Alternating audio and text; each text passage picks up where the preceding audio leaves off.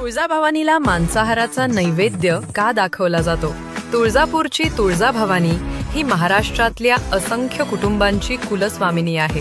तुळजाभवानी आईची पूजा झाल्यानंतर वंशज प्रतिनिधी आणि करवीर संस्थानाकडून नैवेद्य दाखवला जातो. नैवेद्य दाखवल्यानंतर तुळजाभवानीला मांसाहारी नैवेद्य दाखवण्याची परंपरा आहे. महिषासूर नावाच्या राक्षसांपासून देवी देवतांची सुटका व्हावी म्हणून ब्रह्मा, विष्णू आणि महेश यांनी मिळून तेजाचा अतिप्रचंड अग्नी संपत निर्माण केला आणि या प्रचंड तेजाच्या रूपाने तुळजाभवानी देवी साकार झाली.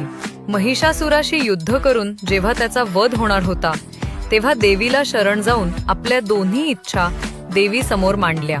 त्यात पहिली इच्छा म्हणजे त्याचं नाव देवीच्या आधी घेतलं जावं आणि दुसरी इच्छा म्हणजे मांसाहाराचा नैवेद्य दाखवला जावा. म्हणूनच देवीचं नाव हे महिषासूर मर्दिनी असं घेतलं जात आणि दुसऱ्या इच्छेप्रमाणे दसऱ्याला मांसाहाराचा नैवेद्य हा देवीच्या पायाशी असलेल्या महिषासूर नावाच्या राक्षसाला दाखवतात.